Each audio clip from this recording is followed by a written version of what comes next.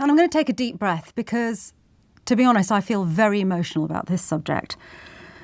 The UK's first black female MP, Diane Abbott, was subjected to horrific racist comments by the Tories' biggest financial donor.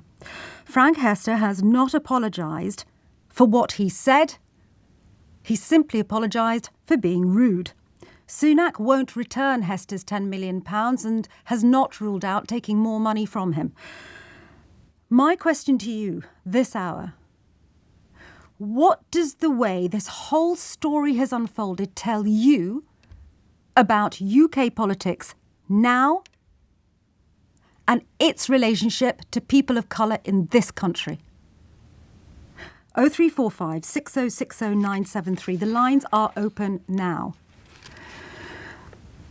I think the way that Diane Abbott has been treated this week is one of the most morally bankrupt periods in our history.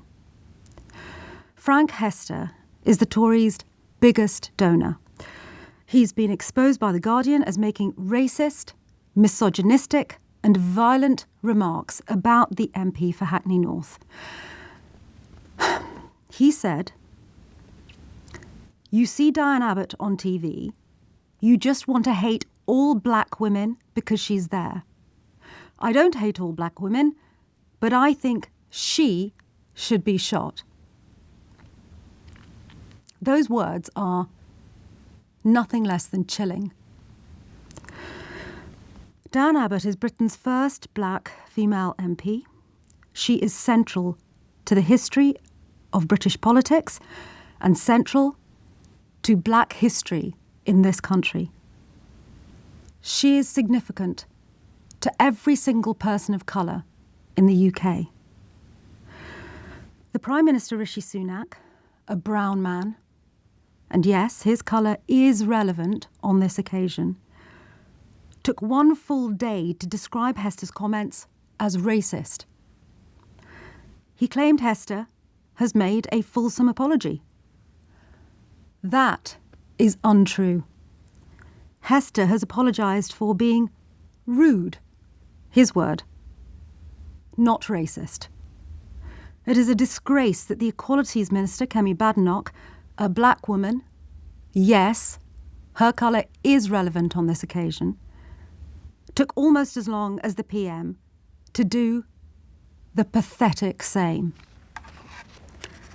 It is disgusting that the Tories won't give back that donation of £10 million. It is disgusting that they won't rule out taking more money from Hester, who has a long history, according to the Guardian newspaper, of appalling racist remarks applied to a range of ethnic minorities in this country. Worse still, at PMQs in the House of Commons this week, Diane Abbott stood up 46 times. 46 times to speak, and was never called by the Speaker, Lindsay Hoyle. That despite the fact that two men, the Prime Minister and the Labour leader, were talking about her. That is a clear demonstration of prejudice, in my view. Let me spell it out for you, dear listeners. A black woman, the victim of misogynistic racism, was not allowed to speak in her own workplace. Instead, she had to listen to the men do it. Those words uttered by Hester have shaken the black community and every person of colour that I have spoken to this week.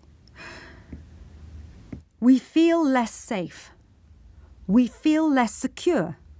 We feel less respected today than the day before Hester and his remarks were exposed. In my view, the Prime Minister and Conservative Party's integrity has been brought in its totality by Frank Hester for £10 million. Shame. Shame on the Conservative Party.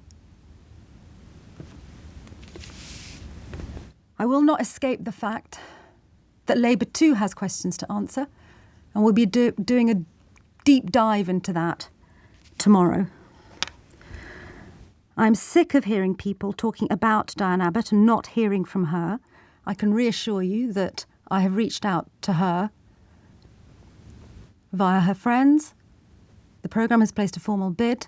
She's considering it.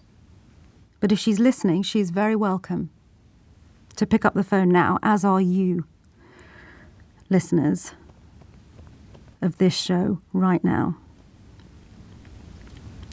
Last night, Miss Abbott was at a rally in support of her, held at Hackney Town Hall, which is, of course, within her constituency. She was interviewed by Channel 4 News.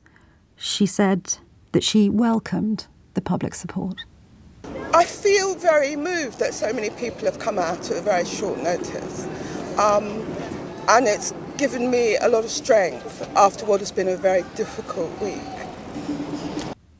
So, my question to you this hour. Diane Abbott was subjected to horrific racism by the Tories' biggest donor. Sunak won't give the money back. He won't even rule out not taking any more from Hester.